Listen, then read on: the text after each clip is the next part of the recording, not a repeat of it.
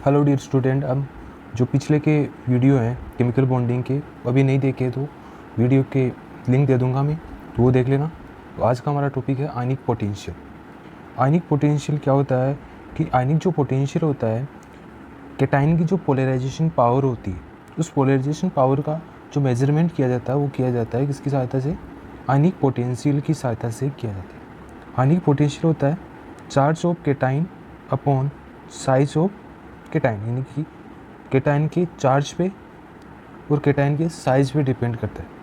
यानी कि चार्ज जितना ज़्यादा होगा कैटायन पे और जिसका साइज सबसे कम होगा उसका क्या होगा? आयनिक पोटेंशियल उतना ही ज़्यादा होगा। क्या बोला मैंने? जिस पर चार्ज जितना ज़्यादा होगा एंड उसका साइज जितना कम होगा उसका आयनिक पोटेंशियल उतना ही ज़्यादा होगा। जितना ज़्यादा आयनिक पोटेंशियल होगा उतनी ही ज़्यादा क्या होगा? उसका पोलराइजेशन पावर ज़्यादा होगी। पोलराइजेशन पावर जितनी ज़्यादा होगी कोवेलेंट कैरेक्टर उतने ही ज़्यादा होंगे। क्लियर है? जैसे कि एक पीरियड के अंदर लेफ़्ट से राइट जाने पर, ठीक है, बाईं तरफ जाने पर, आउट सारणी में बाईं तरफ जाने पर साइज़ क्या होती है? डिक्रीज होती है। साइज़ डिक्रीज होती है ना, तो साइज़ डिक्रीज होगी तो फाई का मान बढ़ता है। साइज़ डिक्रीज होने पर फाई का मान, साइज़ डिक्रीज होने पर फाई का मान बढ़ता है। तो फाई का मान बढ़ेगा या आयनिक पोटेंशियल बढ़ेगा तो कोवेलेंट कैरेक्टर क्या होते हैं? बढ़ते हैं, जबकि आयनिक कैरेक्टर क्या होते हैं? घटते हैं। क्लियर है? तो मैं एक बात कह सकता हूँ कि एक आवर्त के अंदर क्या होता है, एक आवर्त में कोवेलेंट लक्षण बढ़ते हैं, जबकि एक वर्ग के अंदर क्या होते हैं? आयनिक लक्षण बढ़ते हैं। जैसे कि वर्ग में क्या होगा? साइज बढ़ता है, ऊपर से नीचे जाने पर वर्ग में क्या होता है? साइज बढ़ेगा तो आयनिक पोटेंशियल घटेगा। तो आयनिक पोटेंशियल घटेगा तो कोवेलेंट कैरेक्टर घटेंगे, जबकि आयनिक कैरेक्टर बढ़ेंगे। क्लियर है? अभी तक हमने क्या पढ़ा है कि जो आपका आयनिक पोटेंशियल होता है वो कैटायन की पोलराइजेशन पावर का माप होता है। तो पोलराइजेशन पावर को डिफाइन करते हैं किससे? Charge of cation upon size of cation से। साइज जितना कम होता है या चार्ज जितना ज़्यादा होता है तो उसका आयनिक पोटेंशियल उतना ही ज़्यादा होगा। आयनिक पोटेंशियल जितना ज़्यादा होगा पोलराइजेशन पावर ज़्यादा होगी। पोलराइजेशन पावर जितनी ज़्यादा होगी उतने ही ज़्यादा क्या होंगे? कोवेलेंट कैरेक्टर होंगे। तो हम बोल सकते हैं कि एक आवर्त के अंदर क्या होते हैं? साइज कम होती है आवर्त में, इधर जाने पे बाएं से दाएं जाने पे साइज कम होती है। तो साइज कम होगी तो आयनिक पोटेंशियल बढ़ेगा। आयनिक पोटेंशियल बढ़ेगा तो कोवेलेंट कैरेक्टर भी बढ़ेंगे। कोवेलेंट कैरेक्टर भी बढ़ेंगे, जबकि आयनिक कैरेक्टर क्या होंगे? घटेंगे। जबकि वर्ग के अंदर क्या होता है? ऊपर से नीचे जाने पर साइज बढ़ता है तो आयनिक पोटेंशियल घटेगा। आयनिक पोटेंशियल घटेगा तो कोवेलेंट कैरेक्टर भी घटेंगे, जबकि आयनिक कैरेक्टर बढ़ेंगे। क्लियर है? अब कौन कौन से एक आयनिक पोटेंशियल के कुछ उपयोग हैं, जिससे इसका पहला उपयोग क्या है?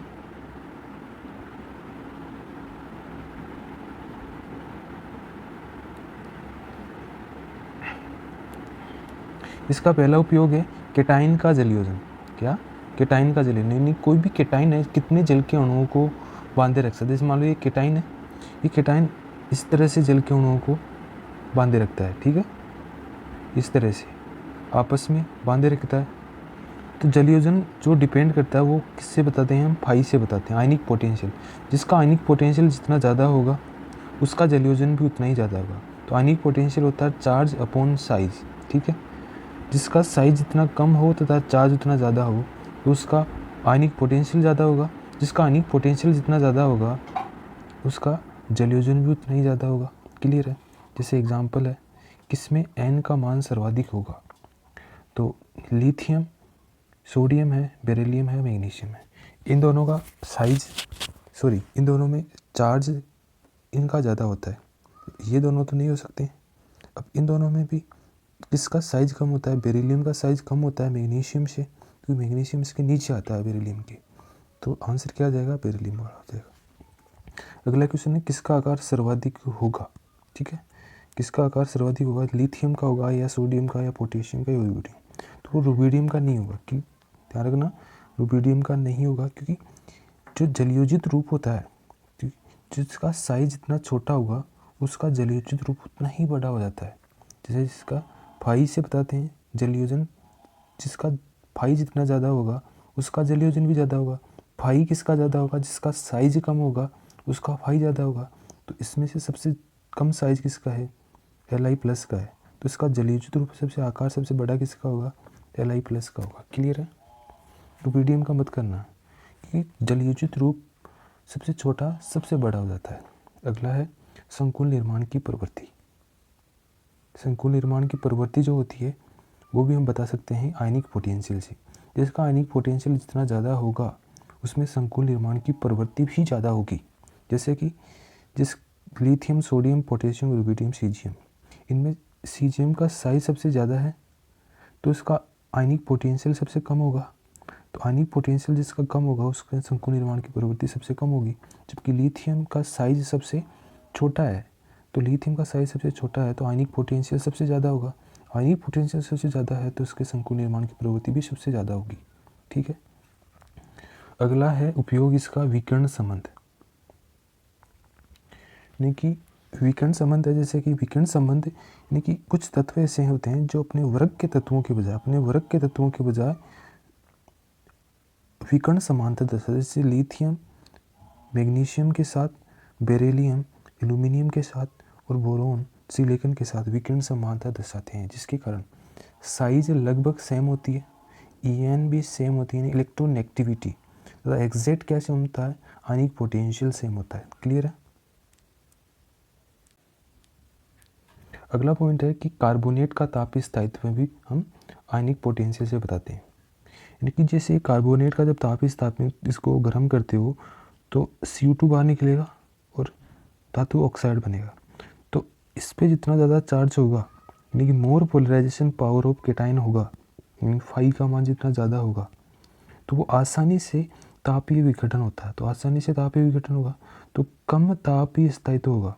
ये फाई का मान जितना ज़्यादा होता है तापीय स्थायित्व उतना ही कम होता है।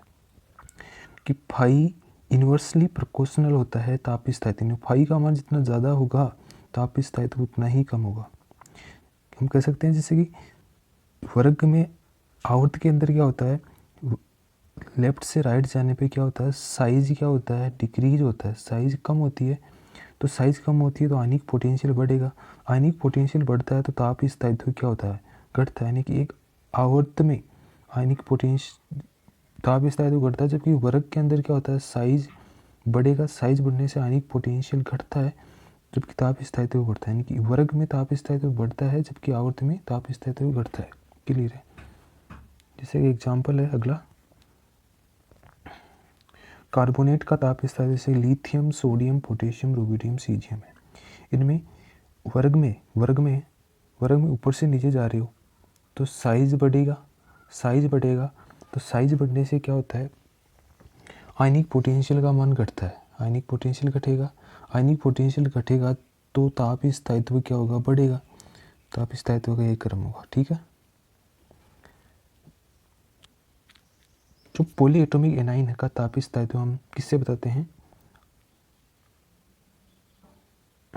जो आपके पास पॉली एटॉमिक एनाइंस होते हैं, पॉली एटॉमिक एनाइंस जैसे कार्बोनेट्स है, बाइकार्बोनेट्स है, सल्फाइड्स होते हैं, कार्बोनेट्स होते हैं, नाइट्रेट्स होते हैं, हाइड्रोक्साइड होते हैं, पेरोक्साइड O2-2 हो तथा सुपर ऑक्साइड O2-1 है, ओजोनाइड्स O3- है। इन सब का तापीय स्थायित्व जो होते हैं हम आयनिक पोटेंशियल से ही बताते हैं। ठीक है। जो पॉली एटॉमिक एनाइंस होते हैं उनका तापीय स्थायित्व हम किससे बताते हैं, तापीय स्थायित्व हम बताते हैं आयनिक पोटेंशियल से। आयनिक पोटेंशियल जितना ज़्यादा होगा उसका तापीय स्थायित्व उतना ही कम होगा। जैसे जिसका साइज जितना ज़्यादा होगा उसका साइज जितना ज़्यादा होगा उसका आयनिक पोटेंशियल उतना ही कम होगा तथा उसका तापीय स्थायित्व उतना ही ज़्यादा होगा। याद रखना। क्योंकि मोनो एटॉमिक एनाइंस की बात करते हैं तो मोनो एटॉमिक एनाइंस का जो तापीय स्थायित्व हम बताते हैं वो बताते हैं उसकी बॉन्ड सामर्थ्य से, इसकी बंध सामर्थ्य से। जैसे कि हेलाइड्स होते हैं, ऑक्साइड्स हैं, हाइड्राइड्स होते हैं, नाइट्राइड्स होते हैं, इनका तापीय स्थायित्व हम बताते हैं किससे, इनके बंध सामर्थ्य की। यानी जिसका बंध सामर्थ्य जितनी ज़्यादा होगी उसका तापीय स्थायित्व उतना ही ज़्यादा होगा।